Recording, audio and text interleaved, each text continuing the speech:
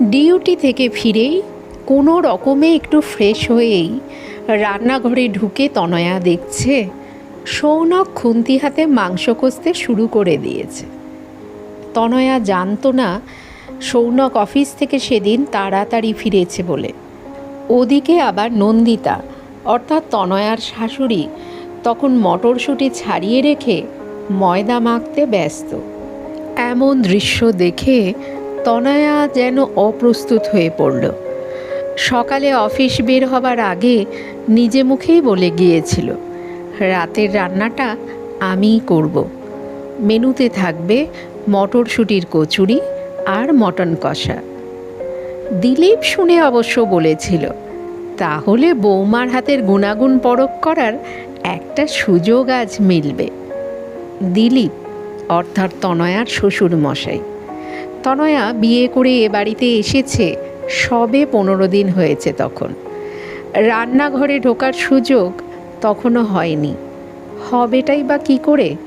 অষ্টমঙ্গলা কাটতে না কাটতেই ছুটির মেয়াদ শেষ হয়ে গেল। অফিস জয়েন করতেই হলো। বাড়ি থেকে অফিসের দূরত্ব বেশ অনেকটা। ট্রেনে 1 ঘন্টার জার্নি। ট্রেন থেকে নেমে আবার অটো, সেখানেও লাগে 20 মিনিট। শীতের সকালে নাস্তানাবুদ অবস্থা একেবারে। বিয়ের আগে বাপের বাড়ি থেকেই অফিস করত। সময় লাগতো তখন 20 মিনিট। সেটা বেড়ে দাঁড়িয়েছিল 1.5 ঘন্টারও বেশি। সে যাই হোক, রান্নাঘরে দাঁড়িয়ে তনয়া কি বলবে ভেবে নন্দিতার দিকে তাকিয়ে বলতে শুরু করলো, আজই লেট হয়ে গেল ফিরতে। একটা জরুরি মিটিং অ্যাটেন্ড করতে গিয়ে আগের ট্রেনটা পেলাম না। আমি তো বলেই গিয়েছিলাম আজকের কচুরি আর মাটনটা আমি বানাবো। সৌনক, তুমি আবার কেন রান্নাঘরে এসব করছো? যাও যাও, আমি সামলে নিচ্ছি। মা, তুমি বরং ময়দাটা আমাকে দাও, আমি মেখে নিচ্ছি।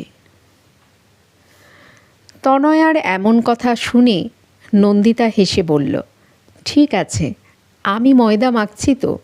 তুমি তো সবে ফিরলে, একটু রেস্ট করো। তোমার তো চা খাওয়াও হয়নি। যাও, চা খেয়ে তারপর এসো। না না, চা খাবো না আমি। আসলে আমি তো আজকে রান্নাটা করব বলেছিলাম। সৌনক, তুমি খুন্তিটা আমাকে দাও তো। তুমি ওসব পারবে না। তোমার নিজেরই গাদাগুচ্ছের কাজ থাকে অফিসের, সেই তো ল্যাপটপ নিয়ে বসবে রাতে। সরো সরো, আমাকে দাও। নন্দিতা ময়দা মাখতে মাখতেই উত্তর দিল, হুম, ওকে মানা করো না, ও সব পারবে। তুমিই কি একদিনে সব শিখেছ? ও করছে করুক। জানো, তোমার আসতে দেরি হচ্ছে দেখেই আমি রান্নাঘরে এলুম। ভাবলুম আগে মাংসটা করে নেব, তারপর মটরশুঁটির কচুরি হবে। ততক্ষণে তুমি এসে যাবে আমি জানি। আমি রান্নাঘরে ঢুকে মাংসের জন্য মশলাটা রেডি করছি, তখন সৌনক এসে বলল, আমাকে দাও, আমি বরং আজকের মাংসটা রান্না করি। কথাটা বলেই সৌনকের দিকে তাকিয়ে ফিক করে হেসে ফেলল নন্দিতা। এদিকে সৌনক মাংস কষতে কষতে তনয়ার দিকে তাকিয়ে ইশারা করে বলল, তুমি যাও, আমি তো করছি। তনয়া মানতে রাজি নয়। তনয়াও ইশারা করে খুন্তিটা নিতে চাইলে তনয়ার দিকে চোখ চলে যায় নন্দিতার। নন্দিতা বলে, এই একদম না, ও করছে করুক, ওর অফিসের কাজও ও পরে করবে। 1 ঘন্টা রান্নাঘরে কাটালে মহাভারত অশুদ্ধ হয়ে যাবে না। তাহলে আমি এখানেই থাকি। ঘরে ঢুকে সেই তো বসেই থাকবো, এখানেই বসি বরং। তোমরা যখন আমাকে কিছুই করতেই দিচ্ছ না, তাহলে আর কি করা যাবে? পাশে রাখা মাঝারি সাইজের টুলটা টেনে নিয়ে তাতে বসে পড়ল তনয়া।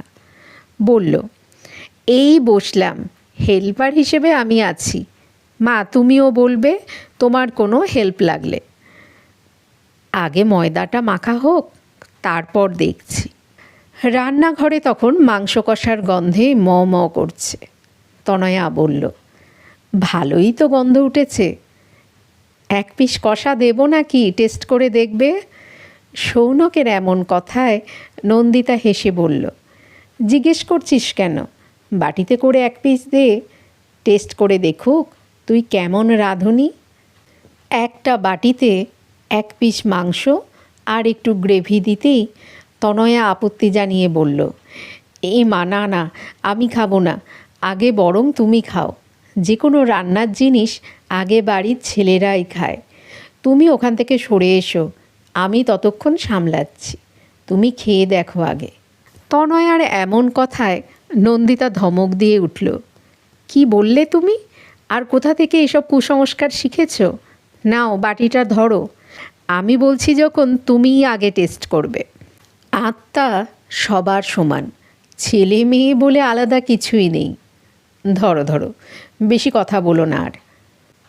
তনয়া তখনও ইতস্তত করছে, আরে ধরো, মা ঠিকই বলেছে, ছেলে মেয়ের এই বিভাজন করছই বা কেন? খেয়ে বলো নুন ঝাল ঠিক আছে কি না। তনয়া মাংসের বাটিটা হাতে ধরতেই সৌনক বলল, খুব গরম, সাবধানে খাও। এক অদ্ভুত ভালো লাগার ঝিলিক খেলে গেল তনয়ার মধ্যে। ঠিক সেই সময়েই ক্লাব থেকে ফিরে দিলীপ এসে উঁকি মারে রান্নাঘরে। সন্ধ্যের দিকে কিছুটা সময় দিলীপের পাড়ার ক্লাবেই কাটে। তার কারণ ক্যারাম। বিশাল নেশা ক্যারাম খেলার। রিটায়ার করার পর থেকে এমন কোনো দিন নেই যে দিলীপ ক্যারাম খেলতে ক্লাবে যায়নি। রান্নাঘরে ঢুকে দিলীপ তখন অবাক চোখে তাকিয়ে আছে। দিলীপ দেখছে সৌনক মাংস রান্না করছে, নন্দিতা গোল গোল করে ময়দার লেচি পাকাচ্ছে, আর পায়ের ওপর পা তুলে তনয়া মাংস খাচ্ছে। সকলের মুখের দিকে একবার করে তাকিয়ে নিয়ে বলে উঠল, এসব কি দেখছি আমি? পৃথিবীর সবচেয়ে বিরল দৃশ্য তো। রান্নাঘরের যে বুঝতো না সেই ছেলে খুন্তি ধরেছে। বিয়ের পর তো তোমার ছেলে পুরো চেঞ্জ, নন্দিতা। হ্যাঁ রে, তুই তো কখনো রান্নাঘরে ঢুকেছিস বলে মনে হয় না। তবে কি এমন হলো তুই হঠাৎ রান্নাঘরে? দিলীপের এমন কথায় তনয়া বলল, দেখো না বাবা, আমি বললাম আমি করছি, কিছুতেই আমাকে দিল না। ওদিকে মাও বলল তুমি রেস্ট করো। দিলীপ নন্দিতার দিকে তাকিয়ে জিজ্ঞেস করল, তাহলে পুরো ক্রেডিটটা বৌমাকেই দিতে হয়? মা এতগুলো বছর ধরে যেটা পারেনি সেটা বৌমা সম্ভব করে দিয়েছে। যাক যাক, ব্যাপারটা বেশ ভালো। দিলীপের এমন কথায় যে বিদ্রূপ লুকিয়ে আছে সেটা একদিকে যেমন তনয়া বুঝতে পারে, তেমনি অন্যদিকে বুঝেছে নন্দিতাও। তনয়ার হাসি খুশি মুখটা নিমেষে যেন মিলিয়ে গেল। দিলীপের এই কথাগুলো মোটেই যে শোভনীয় নয় সেটা অনুভব করে নন্দিতা উঠে এসে দিলীপের সামনে দাঁড়ায়। জবাব না দিলে যে হয় না সেটা এতদিনে নন্দিতা বুঝে গেছে। দিলীপের দিকে এক ঝলক তাকিয়ে নিয়ে তনয়াকে জিজ্ঞেস করে, বৌমা, মাংস কি ভালো হয়নি? ব্যাপারটা সামলানোর জন্য নিজেকে লুকোতে গিয়ে তনয়া বলে, দারুণ হয়েছে মা। তাহলে আর 1 পিস খাও, কষা মাংস তো খেতে ভালোই লাগবে। তনয়া কিছু বলার আগেই মাংসের হাঁড়ি থেকে নিজেই 1 পিস মাংস তুলে তনয়াকে বাটিতে দিয়ে বলল, খুব গরম কিন্তু। তারপর দিলীপের দিকে তাকিয়ে নন্দিতা বলে উঠল, কি যেন জিজ্ঞেস করছিলে?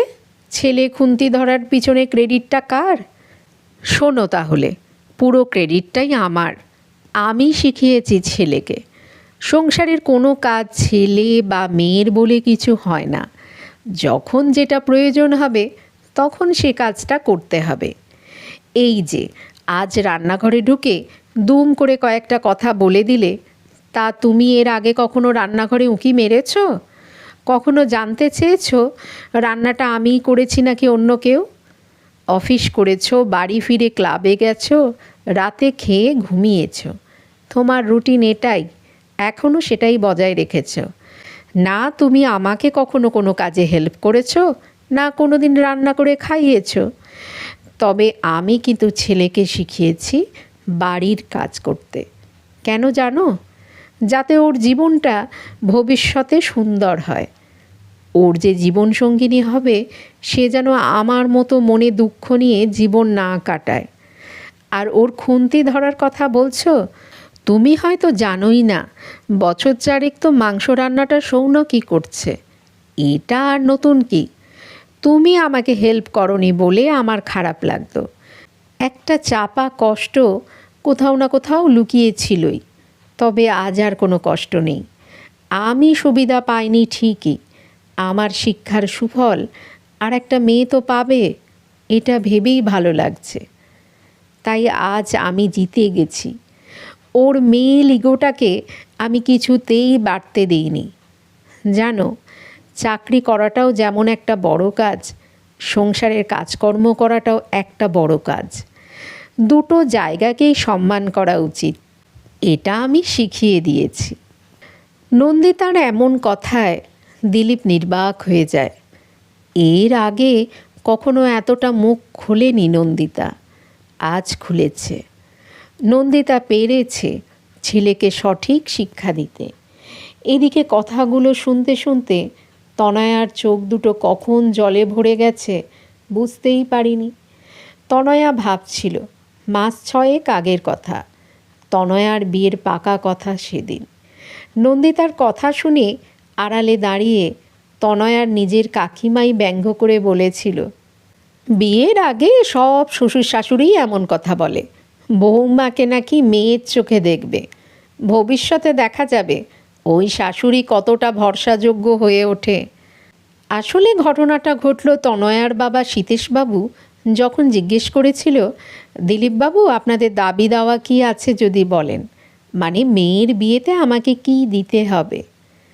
দাবি দেওয়ার কথা শুনে নন্দিতা হেসে ফেলে, হাসতে হাসতেই বলল, দাবি আবার কি?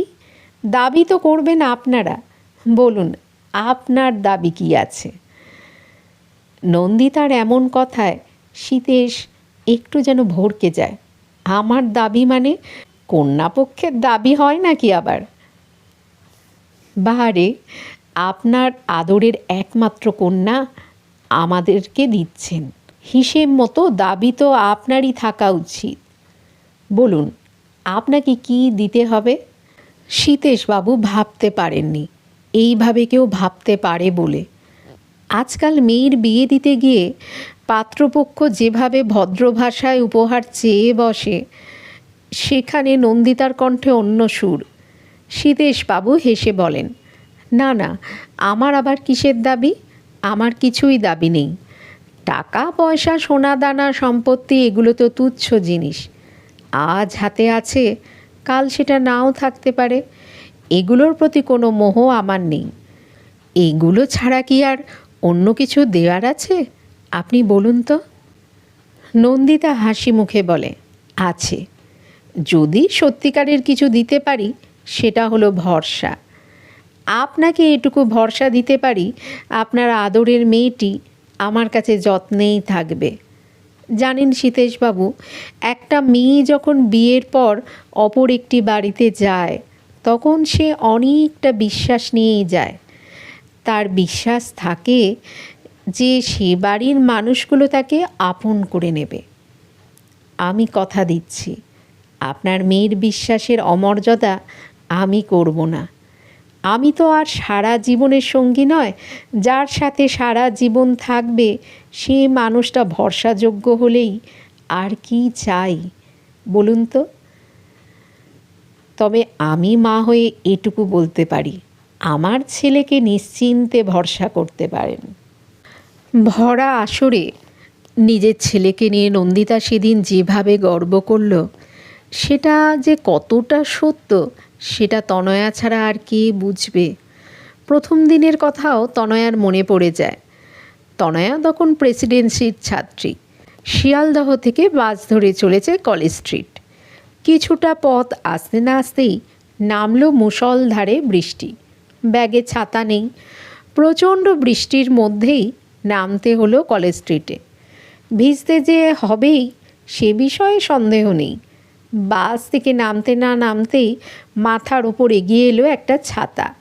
ছেলেটি বলল, খারাপ ভাববেন না, চলুন সামনের ওই শেডটায় আপনাকে পৌঁছে দিই। সেই যে সেদিন মাথার উপর ছাতা ধরেছিল, সৌনক নিজেই ছাতা হয়ে রয়ে গেছে তনয়ার জীবনে। সত্যিই তো, ভরসা করার মতন একটা মানুষ সৌনক। কত কথা মনে পড়ে যাচ্ছে তনয়ার। জীবনের কত খারাপ পরিস্থিতির মধ্যেও ভরসার ছাদ হয়ে পাশে থেকে গেছে। কাকিমার ভবিষ্যৎবাণী যে মিথ্যে হয়ে গেল সে কথাই তখন ভাবছে তনয়া। এমনটাই তো চেয়েছিল তনয়া। তনয়া নন্দিতাকে চিনল একদম অন্য রূপে। নন্দিতার মুখের কথা আর মনের কথা যে আলাদা নয় সেটা অনুভব করে। শাশুড়ি সম্পর্কে প্রথাগত ধারণা থেকে বেরিয়ে এসে তনয়া নন্দিতার জন্য মনের ভিতর সঞ্চয় করেছিল একরাশ শ্রদ্ধা। সেটা বিয়ের 15 দিনের মধ্যেই।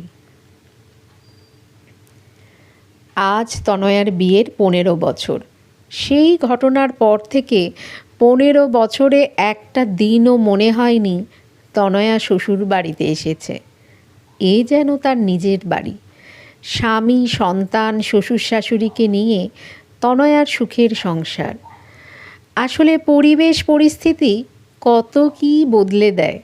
তবে সীতেশবাবুকে দেয়া নন্দিতার কথা কোনো রকম বদল হয়নি। যেমনটি বলেছিল ঠিক তেমনটি চলছে সব কিছু। তবে হ্যাঁ, তনয়া বাড়িতে বউ হয়ে আসার পর থেকে দিলীপও নিজেকে শুধরে নিয়েছিল। ঠিক যেমনটি নন্দিতা চেয়েছিল তেমনটি।